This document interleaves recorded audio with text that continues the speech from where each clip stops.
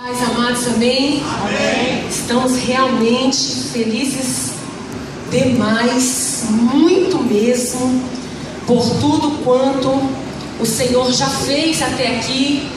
É fruto de muita oração, de muita dedicação.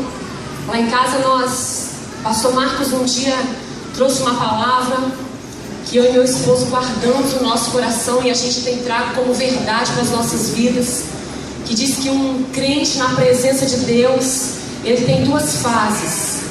Uma é a inspiração.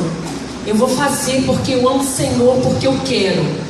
E a segunda parte, não menos importante do que essa, é a transpiração.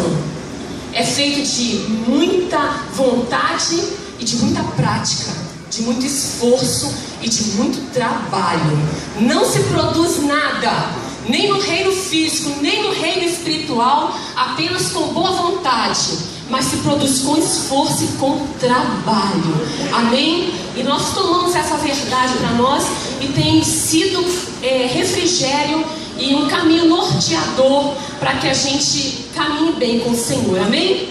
Eu estou muito feliz nessa noite de estar com a igreja, de estar com as axianas que aqui estão presentes, lindas como sempre.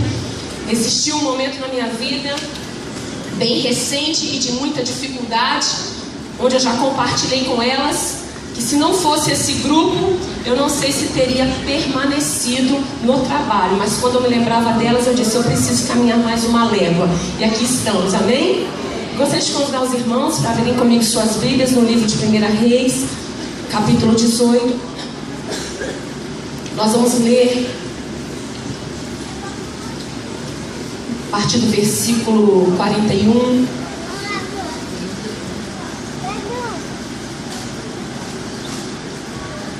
Que diz assim, vocês acharam? 1 Reis, capítulo 18, versículo 41, que diz assim: Então disse Elias a Acabe: sobe, come e bebe, porque já se ouve o ruído de abundante chuva. Subiu Acabe a comer e a beber. Elias, porém, subiu ao cume do monte do Carmelo e, encurvado para a terra, meteu o rosto entre os joelhos e disse ao seu moço: sobe e olha para o lado do mar. Então subiu, olhou e disse: não há nada. Então lhe disse Elias: volta, e assim faz por 7 vezes. A 7ª vez disse: eis que se levanta do mar uma nuvem pequena como a palma da mão do homem. E então ele disse: sobe e diz a Acabe: aparelha o teu carro e desce, para que a chuva não te detenha.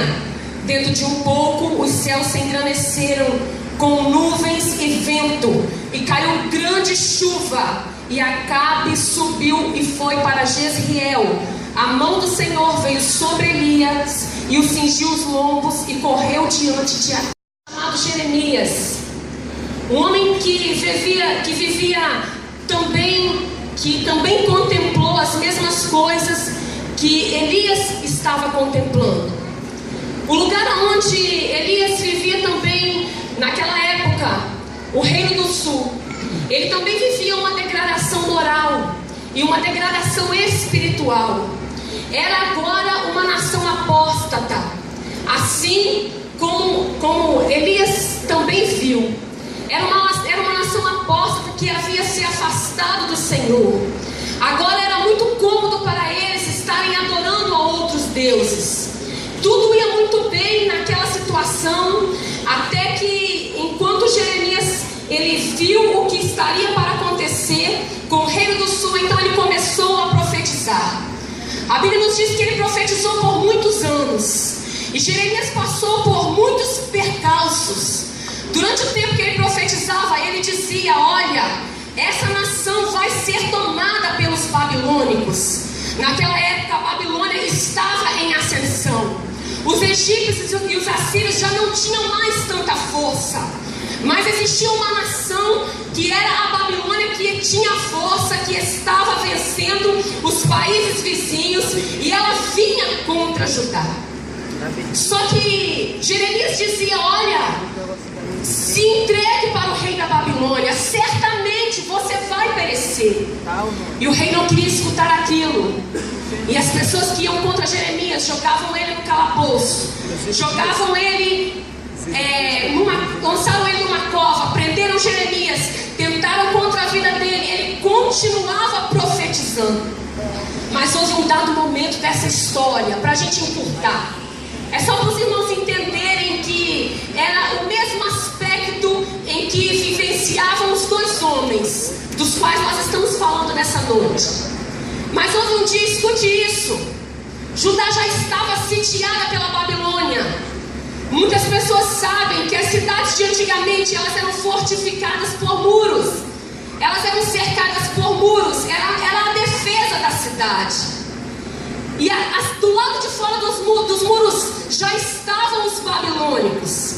Eles já estavam prestes para entrar em Judá.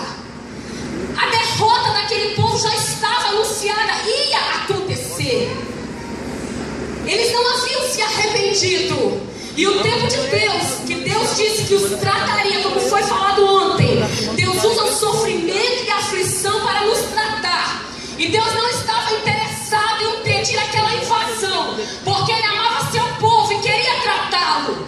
Assim muitas vezes é conosco. Deus não está interessado em determinado momento em impedir que você sofra. Alguns momentos das nossas vidas Ele não vai nos livrar, mas não é porque Ele não nos ama, é porque Ele quer nos ensinar. E depois que a prova passa, a gente se levanta ainda mais forte, mais preparado para a peleja. Não é por falta de amor, mas é treinamento. Sabe?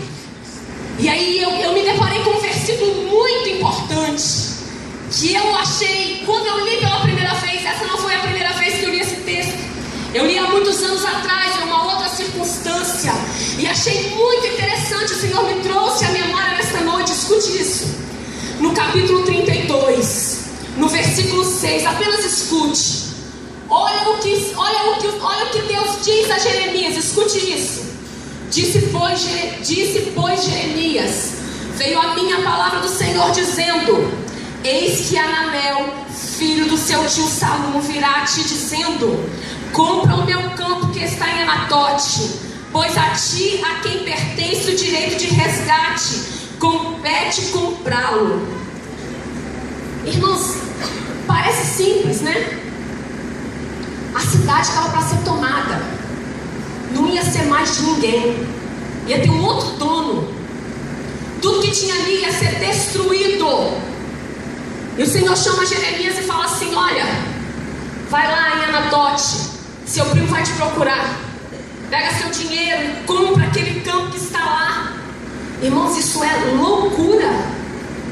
Aos olhos da gente, eu queria ver, se eu chegasse aqui nessa noite, chamasse alguns de vocês. Você tem uma poupança, nem todo mundo tem, como eu não, mas eu creio que alguns têm.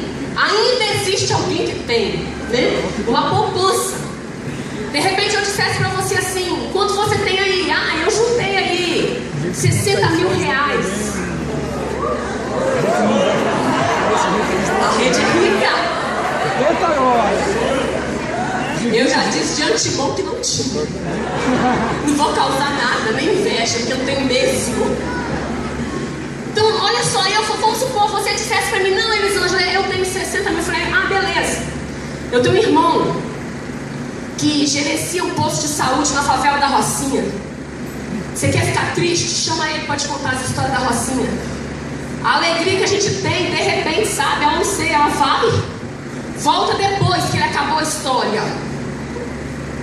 Vamos dizer que eu te chamasse e falar: pega esses 60 mil, vamos comigo ao Rio de Janeiro, eu dirijo para você. Chega lá, você vai comprar um lote no alto da favela da Rocinha. Quem ia comprar?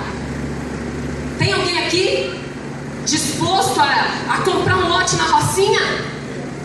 Nos becos da Rocinha, naquele lugar onde os traficantes, a polícia diz que pacificou, mas não pacificou totalmente.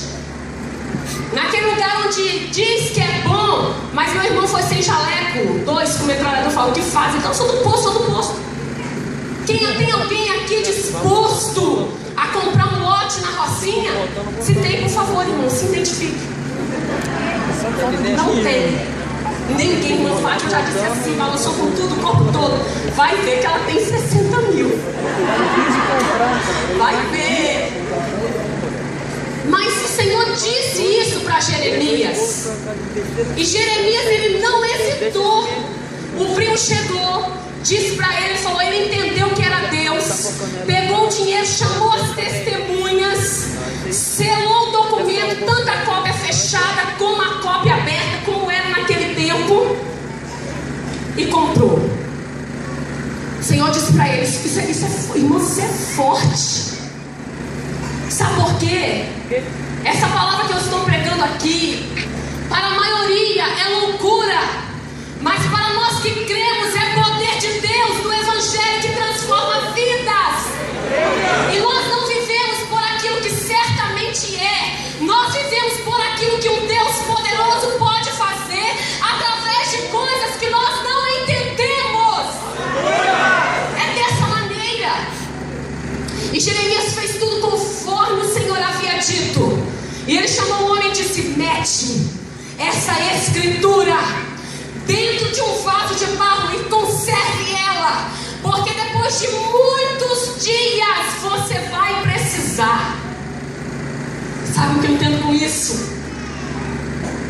Judá estava para ser destruída, Judá estava para ser aniquilada pela Babilônia, Judá estava iminente, próxima do juízo e do castigo de Deus. Muitas vezes na minha vida e na sua, eu quero ver quem é que nunca passou isso. Tem momentos que a coisa aperta tanto, tem momentos que a coisa espreme tanto que a gente nem fala mais, a gente só geme. E nesses momentos eu tenho dado graças a Deus, porque enquanto tenho força eu dobro meu joelho, como disse a irmã, eu viro uma mulher de joelho para trás, pé para trás, pé para trás, joelho, pé para trás. Porque vai chegar um momento que o joelho não consegue dobrar. Você só geme e agradece, porque existe o Espírito de Deus que intercede por você com gemidos inexprimíveis. Sabe de uma coisa? Nesses momentos de luta e de dor, a gente só pensa no Deus do juízo e da justiça. Homens e mulheres feridos por suas famílias, homens e mulheres que cresceram sem nenhuma expectativa de vida, homens e mulheres que chegam numa igreja como essa, se convertem ao Senhor, amam ao Senhor, mas só conhecem o Deus do juízo e o Deus da justiça, o Deus que é fogo consumidor. Mas esta noite eu quero pregar sobre Deus que é tudo isso, mas que é amor incomparável e que é longânimo. Existe esse Deus de amor. Sabe, quando o Senhor falava aquilo para Jeremias, ele dizia, olha, eu vou vir, eu vou deixar acontecer, mas pega a escritura e guarda, porque o tempo de redenção, de restauração, o tempo do exílio tem tempo determinado para acabar. E nessa terra hoje, aonde ninguém dá nada, ainda se comprarão vinhas e frutos, ainda se comprarão terras, e será uma terra de muito valor, porque eu vou restaurar. Esse é nosso Deus. Você precisa acreditar que o que você vive hoje ainda não é o ponto final. Sabe por que muita gente não ora? Porque não vê nada e nem acredita que vai ver. Sabe por que muita gente não faz um pacto com o Senhor verdadeiro e se aliança? Porque pensa assim, Ele é mesmo o Deus da justiça, o que eu fiz é demais, não vai ter jeito para mim. Mas nessa noite o Espírito de Deus me disse durante esse dia, pode dizer ao meu povo, que se eles se arrependerem e orar, e me buscar, e vir até a minha face, eu vou mudar a sorte deles, e no dia oportuno eu darei restauração. Sabe de uma coisa? Deus não está interessado em homens e mulheres que caminham para a casa de Deus quando você pode ver alguma coisa. Não! Eu entendi isso tem tão pouco tempo. Deus não está interessado nesse tipo de gente. Sabe por quê? Porque isso é terreno, isso é natural, isso é humano.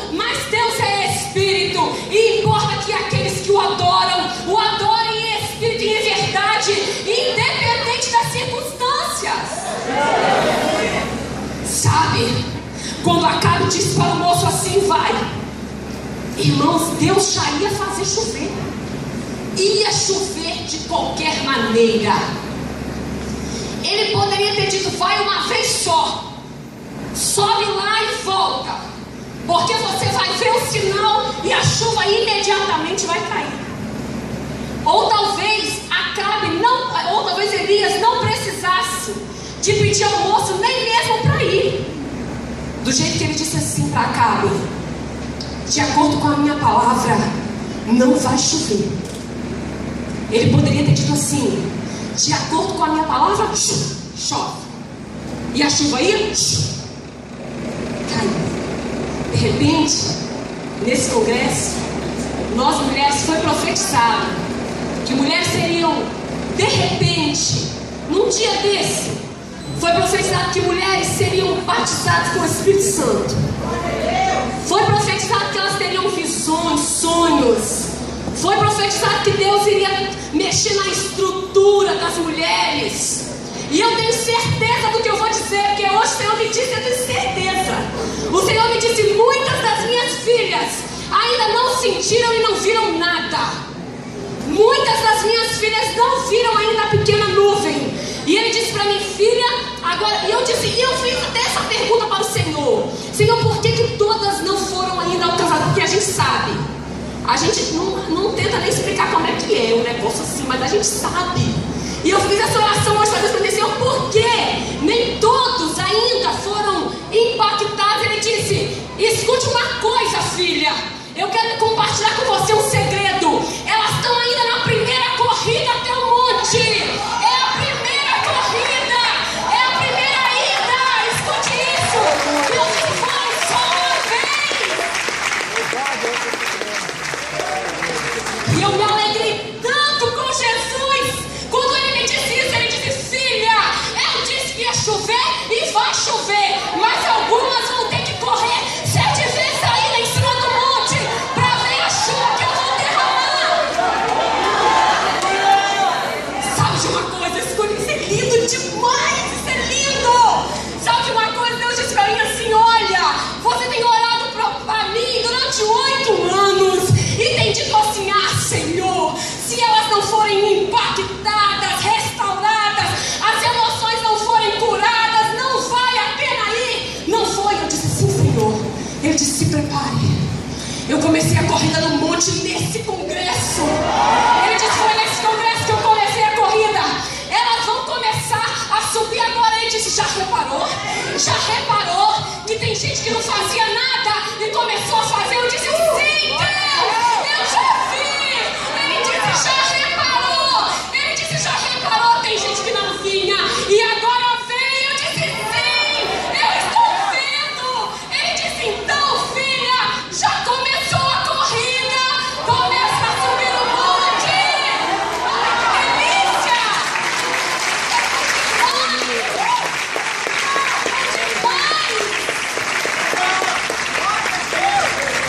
Sabe por quê?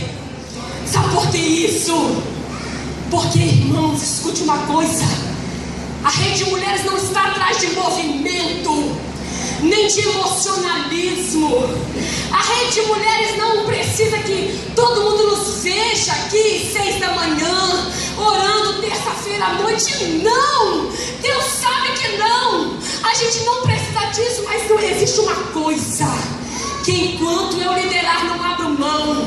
É que quando essas mulheres dobrarem os joelhos e começarem a falar com o Senhor, elas reconheçam, assim como eu, quem somos diante de Deus.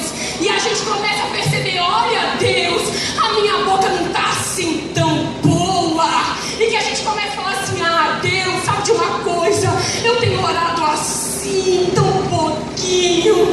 E que a gente chegue diante de Deus e diga assim: ah, Senhor, que raiva que eu passei hoje. Eu queria fazer isso. Mas a gente fala assim, ó, dela: eu queria fazer isso. Aí a gente vai falar assim: mas eu não posso, porque eu te amo, porque tu és poderoso, porque tu és tremendo, porque tu és o Deus da minha vida, porque tu és bom.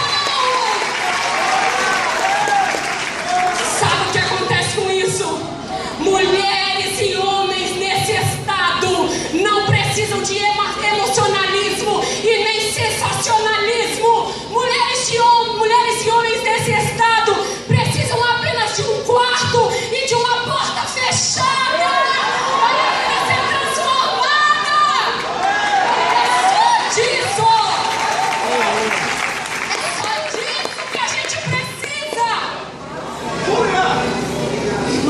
é muito forte. Então, quando o Espírito de Deus, no até o culto de ontem, eu estava virada, desde quinta-feira sem dormir mesmo. De quinta para sexta, eu fui dormir 4 da manhã. E quando eu achei que tinha dormido demais, eu acordei, era 6h20. Até as 4 eu fiz feijoada, frango com quiabo, arroz. Porque eu não vou de joelho o tempo todo, né, moço? Eu não ia conseguir. Aí eu botei um louvor e comecei a cozinhar, igual uma maluca. E falei, Jesus, chega naquele congresso, pelo amor de Deus, chega. Vem, Jesus, para esse congresso, Jesus. É assim que a gente ia, só que ninguém conta. Né? Que aqui é tudo bonitinho, né? Imagina não. Os bastidores é assim. Aí eu comecei quase que chantagear Deus. Se tu não fores, eu não irei mais. É por aí. É desse jeito. Quando foi de sexta para sábado, eu tive que pegar essa linda princesa de Jesus. Aí o pessoal me avisou que ela ia chegar 4h40 na rodoviária. Quando foi 3h20 eu acordei, eu tinha deitado uma. Aí eu e minha irmã, aí falei, 3h20 eu fiquei com medo de sair. Eu tenho medo de sair de noite, eu nunca gostei. Desde que eu era jovem, só na luz do dia. De noite não. Falei, Patrícia, um monte de gente vai ver 2 mulheres no carro, vai. Aí viu que meu cunhado foi com a gente. O ônibus dela só chegou 6 da manhã. Jesus estava me testando. Quando eu cheguei ontem, eu estava tão feliz que eu não conseguia entender a direção de Deus. Também eu estava assim, meio nublada. Aí eu pensei, cheguei em casa do congresso, falei, agora eu vou dormir. Eu preciso dormir, Jesus, eu vou dormir muito. Eu vou dormir demais, porque eu preciso ouvir tua voz. E eu dormi tanto que acordei 10 da manhã. E quando eu levantei, o Senhor já começou a ministrar no meu coração. E Ele me disse, está chegando um novo tempo. Um tempo novo, mas Ele me disse, não é um tempo de barulho. E eu agradeço a Deus porque nós não vivemos numa igreja de barulho, mas nós vivemos numa igreja que prepara seus filhos para entrar na terra prometida. Nós vivemos numa igreja que trata caráter, que trata emoção, que trata tudo, só não sobe para o céu quem não quiser, porque Ele está à porta. Sabe, assim foi com Acabe. Eu disse, já entendi. E eu disse para Jesus, eu já entendi. Ele me disse, filha, não tem essa prova que você passou aí? Eu disse, sei. Ele me disse, pois é. Irmãos, foi tão forte. Primeiro ele falou dos defeitos que eu não vou contar aqui. De jeito nenhum. Depois ele me disse, filha, tem essa luta e essa prova.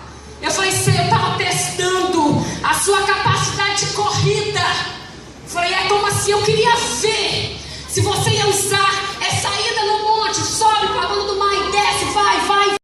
Eu queria ver se você ia continuar. Eu disse, sim, Senhor, mas eu continuei. Ele disse, aguenta mais um pouco, porque eu já decretei que vai chover. E quem souber esperar, vai pegar chuva. O Senhor me falou algo tremendo. Ele disse, olha bem, Acabe sumiu. Acabe enquanto esperava chuva. Sabe, ele subiu a comer e a beber. Não foi o Hélio, ele falou, eu vou subir, mandou a cama, vai, come e bebe. Era um deitão mesmo, sabe, irmãos? A palavra é essa. Acabe era um folgado mesmo. Era um homem mandado. Era a personalidade escrita de uma pessoa dominada pela esposa. Alguém que não tinha estrutura, que não tinha firmeza. Eu sei que isso é forte para dizer nessa noite. E Deus me disse, eu queria ver se você se parecia com quem. Se você era daquele da banda de Acabe, que espera a vitória chegar comendo e bebendo, ou se adestra os pés para a peleja e sobe e desce o monte, sobe e desce o monte, sobe e desce o monte, esperando a vitória chegar. Deus não tem compromisso, não tem, com pessoas que não se comprometem com Ele, com pessoas que estão na luta e dizem que não podem vir para a igreja, não podem vir para a oração, não podem vir para o congresso, não podem comprar um lenço desse, não podem fazer nada disso porque estão lutando, que nada elas estão comendo e bebendo. Mas o Senhor disse nesta noite, tire esse sapatinho alto e coloque um tênis de corrida. Se você quiser ver a chuva, comendo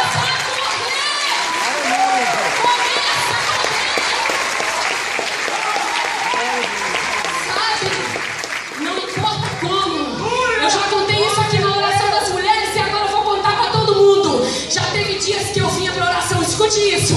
Terça noite, as irmãs tudo alegre, tudo festiva, chegando a paz, irmã. Eu chorava 10 minutos dentro do carro, antes de subir pra cá. Eu chorava e falava: Deus, agora me ajuda a chegar lá em cima.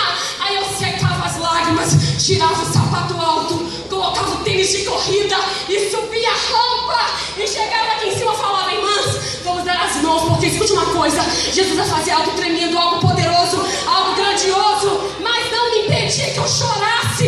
Eu estava chorando, mas tem uma coisa, como foi dito, chorando no lugar certo, chorando na porta do rei, sendo ameaçada por aqueles que não entendem a obra do Senhor. Mas eu estava, sim, como Mardoqueu, mas na porta do rei. Num determinado momento, quando o rei levantasse o cetro dele e fosse me abençoar, eu já estava lá no lugar certo. Existem pessoas que dizem assim: como ele vem, como ela vem, que Deus é esse? Esse é o Deus de homens e mulheres que creem que ainda que a terra de Acabe esteja seca pelos seus pecados, sempre existirá um homem chamado Elias para profetizar que vai chover. São homens e mulheres que, mesmo que a Babilônia esteja cercando Judá, ela sabe que o Deus Todo-Poderoso que ela serve um dia vai tirar a escritura que a gente guardou, vai trazer a existência, e nós vamos habitar novamente naquela terra que Ele nos preparou, terra prometida que mana leite e mel. Fique de pé. Nesta noite, eu estou entendendo. Agora eu estou entendendo. Eu estou entendendo que a chuva vai vir, mas ela só vai alcançar homens e mulheres que creem e que estão à espera. Coloque a mão no seu coração, irmãos, porque o que está acontecendo nessa noite é forte. Não é forte porque eu estou ministrando aqui, não. Não é isso, não é. É forte porque Deus disse que visitaria seus filhos e suas filhas. É forte porque o Senhor disse que estava treinando homens e mulheres para entrar no céu. Sabe de uma coisa? Deus, Ele é especialista em fazer aquilo que nem eu e nem você jamais poderíamos fazer, sabe? Pessoas que crescem em uma família como eu, onde falta papai, aonde só tem mamãe, a gente aprende, sabe o que? Que você tem que fazer tudo. Que você tem que ser muito forte mesmo, senão o mundo te engole. Eu cresci assim. A gente cresce tão bruto, a gente cresce tão bravo, a gente cresce igual touro. Sabe de uma coisa? Mas chega um momento que Deus tira o chão do seu pé e fala: agora não, agora eu vou te ensinar que você até sabe fazer algumas coisas, mas se não for a minha mão intervir na sua vida, não terá jeito. Aleluia! Glória Ele a Deus. é especialista. Um louvor que nós cantamos durante todos esses dias do coral diz assim: eu não vou me importar com o que o mundo diz. O importante é o que o meu Deus pensa de mim. Feche seus olhos, feche. A minha vida, olha só como é Deus. A minha vida está guardada no Senhor. Eu me lembro muito bem. Você pode se lembrar de onde foi que Ele me tirou? Você pode se lembrar de onde? Escute, o Deus que ia restaurar as terras de Jeremias e que ia trazer chuva às terras de Elias também. Escute uma coisa, o que ele diz. Eu me lembro muito bem de onde Ele me tirou. Um projeto falido que Ele investiu, a construção da minha história, Ele assumiu. Escute aonde Ele quer colocar você. Na galeria dos vencedores. Ele reservou para mim um lugar. Vitórias e conquistas eu irei alcançar. Aleluia! Aleluia!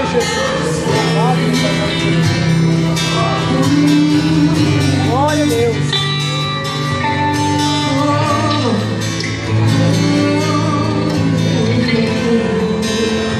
Compreendo seus caminhos, mas te darei a minha canção. Doces palavras te darei, te darei. Me sustentas em minha dor. Isso me leva mais perto de ti, mais perto dos seus caminhos.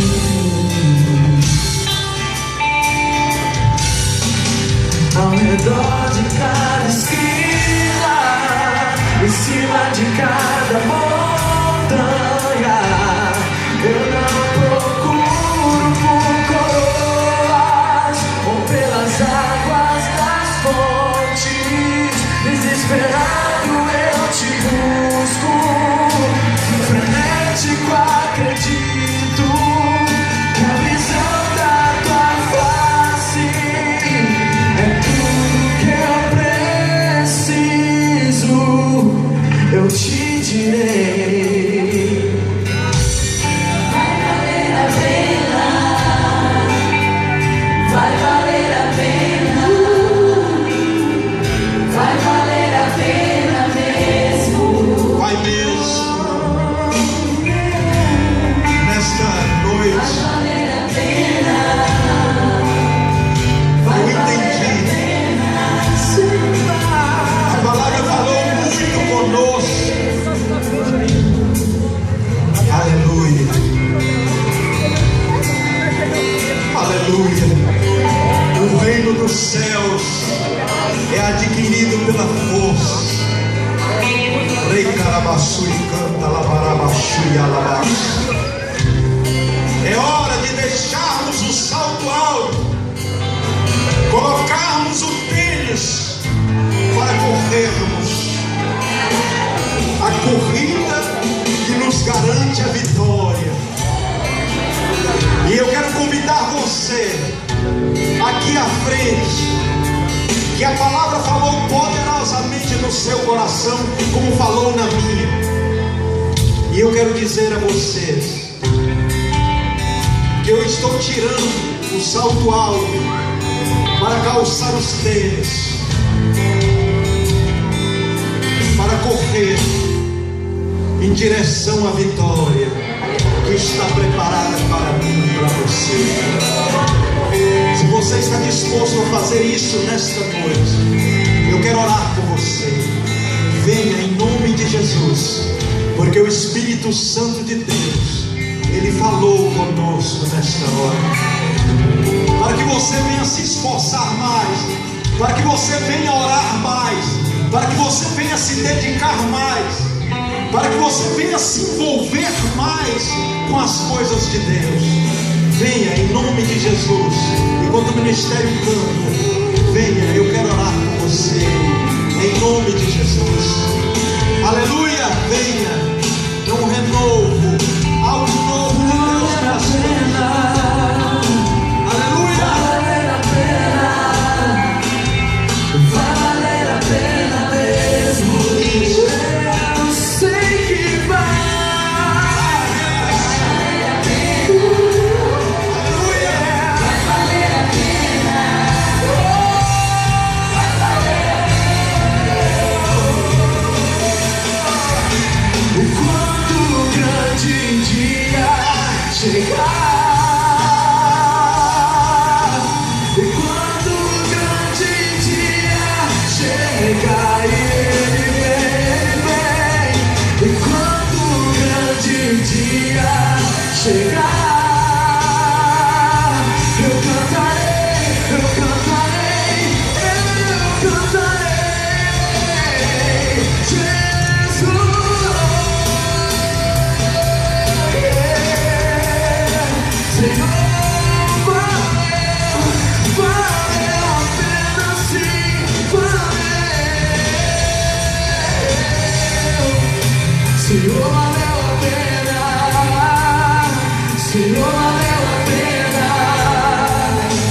Senhor, valeu a pena mesmo.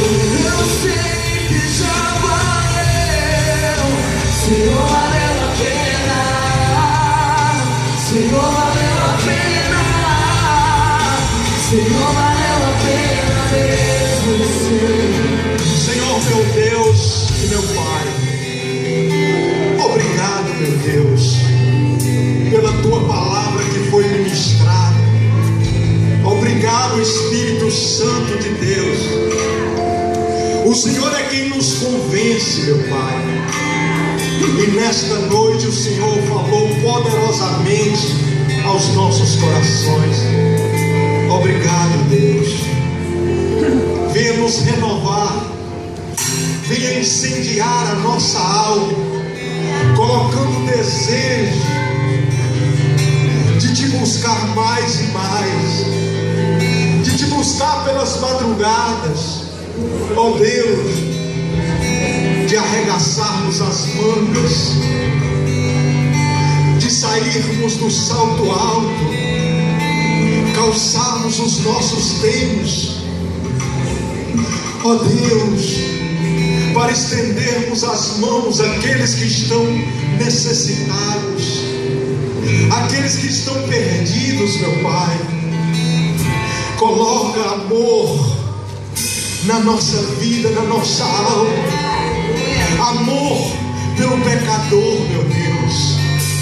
Ó Deus, ó meu Pai, que esta noite seja uma noite marcada pelo Senhor para o nosso ministério, para a nossa vida pessoal, ó meu Deus, e que nós possamos sair daqui convictos do nosso chamado, ó Deus, aliançados com o Senhor, comprometidos com a tua obra, ó meu Deus, aviva-nos nesta noite, ó meu Senhor, porque eu tenho certeza que vai valer a pena, meu Pai. Eu abençoo os teus filhos nesta noite.